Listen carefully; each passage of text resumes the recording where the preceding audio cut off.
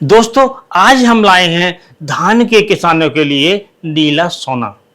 और ये नीला सोना एक तरह से जादू की तरह काम करता है। यदि हम इसका प्रयोग अपने धान की फसल में करते हैं तो इसका जो जादुई असर काफ़ी चौंकाने वाला होता है। और ये जो नीला सोना है, ये एक प्रकार से हम अपने खेत में प्रयोग करते हैं और इससे विभिन्न प्रकार के जो फफूंदी जनित रोग होते हैं वो नष्ट हो जाते हैं। यदि नहीं होते हैं तो आते ही नहीं हैं। इसके साथ साथ ये कई प्रकार के कीटों को भी समाप्त करता है। तो हमारे जो किसान हैं इससे फ़ायदा उठा सकते हैं। और दोस्तों, इसका नाम है कॉपर सल्फेट या नीला थोथा।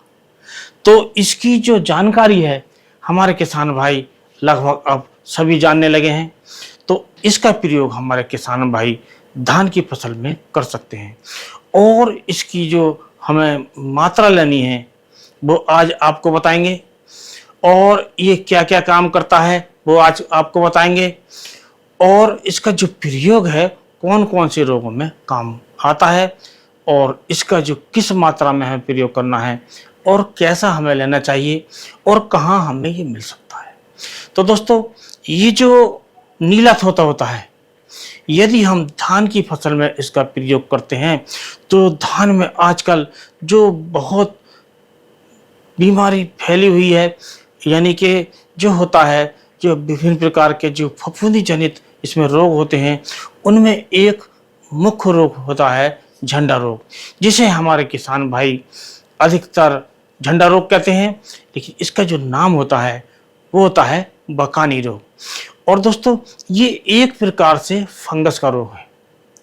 लेकिन बहुत से किसान इस रोग को ये देख लेते हैं, ये पहचान लेते हैं कि ये जो रोग है या तो ये कीट का रोग है जिससे ये नीचे से कीट काट रहे हैं, या फिर हमारे अधिकतर किसान ये सोचते हैं कि ये धान में ये कोई मिक्सिंग आ गई है, इसमें कोई दूसरा बीज आ गया है जो लंबा होकर खड़ा हो गया है, तो हमारा जो बीज है वो खराब है।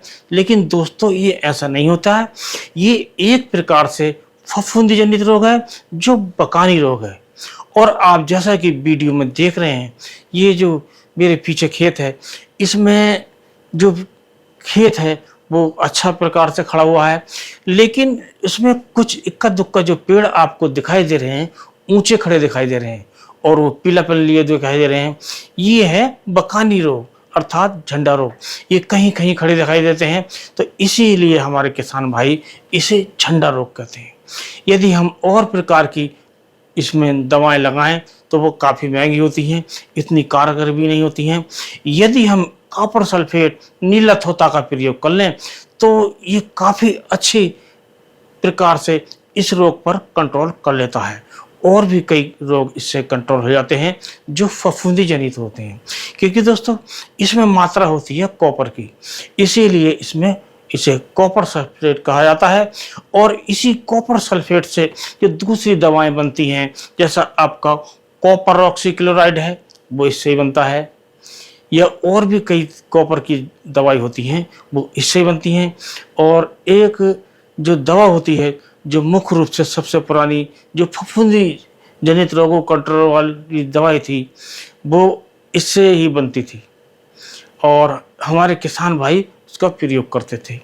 लेकिन आजकल यदि हम इसका प्रयोग करें तो इसे लेकर अपने खेत में प्रयोग कर सकते हैं। तो दोस्तों, इसे खरीदते समय हमें सबसे पहले जो सावधानी बरतनी है वो ये बरतनी है कि ये जो नीला थोथा है या कॉपर सल्फेट है, ये हमें डली के रूप में लेना चाहिए, डेले के रूप में लेना चाहिए। कभी हमें पिसा हुआ पाउडर रूप में नहीं लेना चाहिए, क्योंकि जो डली वाला जो कॉपर सल्फेट है या नीला थोथा है ये शुद्ध होता है, और जो पाउडर वाला आता है, बारीक वाला आता है, उसमें मिक्सिंग की संभावना रहती है, जिससे हो सकता है कि हमारे खेत में रिजल्ट मिले या कम मिले। इसलिए ये सावधानी आपको बरतनी है कि जो कॉपर सल्फेट लेना है, जो नीला थोथा लेना है, आपको ये डले वाला लेना है। इसे ही आपको अपने खेत में प्रयोग करना है, तो आपको इसको काफ़ी अच्छे रिजल्ट मिलेंगे। तो दोस्तों, आपके खेत में चाहे बकानी रोग आया है या नहीं आया है, या अभी झंडा रोग कहते हैं, झंडा रोग आया है या नहीं आया है, तो इसे हमें अवश्य प्रयोग कर लेना चाहिए। क्योंकि यदि ये हम इसे एडवांस में ही प्रयोग कर लेते हैं तो हमारे खेत में झंडा रोग और ये बकानी रोग आता ही नहीं है, जिसके कारण हमारा जो खर्च है वो बच जाता है, जो नुकसान होना होता है वो बच जाता है। तो ये कोशिश करनी चाहिए कि हमें इसका प्रयोग कर लेना चाहिए। यदि आपके खेत में ये झंडा रोग आ गया है तब भी इसका प्रयोग अवश्य करना चाहिए, जिससे ये पूरी तरह कंट्रोल कर लेता है। अब इसकी मात्रा हम जान लेते हैं। तो इसकी जो मात्रा है हमें लेनी चाहिए 500 ग्राम प्रति एकड़ के हिसाब से। ये छोटी फसल में है, जब हम एडवांस में प्रयोग कर सकते हैं।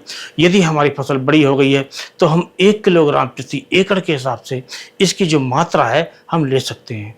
अब दोस्तों इसकी बात करते हैं कि ये इसका जो रेट है ये लगभग 300 रुपये के आसपास अच्छी क्वालिटी का मिल जाता है। तो हमें यही कोशिश करनी चाहिए कि हमें डली वाला लेना चाहिए। तो ये 300 रुपये के आसपास मिल जाता है। यदि हम शुरू में प्रयोग करते हैं तो 150 रुपये प्रति एकड़ के हिसाब से हमारा खर्च होता है, और यदि हम बाद में प्रयोग करते हैं, बड़ी फसल पर होती है, तो उस समय हमारे 300 रुपये प्रति एकड़ खर्च होते हैं।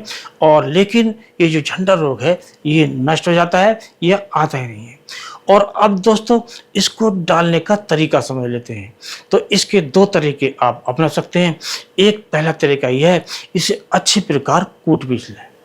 अच्छी प्रकार कूटने के बाद एक बारीक सूती कपड़ा लेकर उसमें हमें इसे बांध लेना चाहिए, और इसकी छोटी सी जो पोटली बांधकर जहां हमारा पानी गिरता है वहां रख देना चाहिए, या किसी डंडे की सहायता से लटका देना चाहिए, जिससे ये धीरे धीरे कर कर सिंचाई के समय हमारे पूरे खेत में पानी के साथ फैल जाता है। तो दोस्तों ये तो हुआ पहला तरीका। अब बात करते हैं दूसरे तरीके की। एक दूसरा तरीका ये है, जितनी मात्रा हमें कॉपर सल्फेट की नीले खेतों की लगानी है वो लेकर अच्छी प्रकार कूट कर बारीक करके उसे हमें यूरिया के साथ या किसी मिट्टी के साथ मिलाकर इसे प्रयोग कर देना चाहिए, अपने खेत में बिखेर देना चाहिए। उसके बाद हमें हल्की सिंचाई कर देनी चाहिए।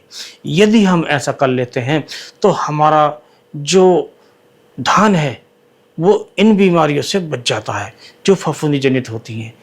और दोस्तों इसके साथ साथ एक फायदा और होता है कि इसमें कॉपर होता है, और कॉपर एक तत्व है, वो हमारी जमीन के लिए भी जरूरी होता है। उसके भी हमारे जो मात्रा कॉपर की मिल जाती है तो उससे भी हमारे धान की जो क्वालिटी है वो शानदार रहती है और विभिन्न रोगों से हमारी फसल को बचाती है। तो दोस्तों आज की वीडियो बस इतना ही।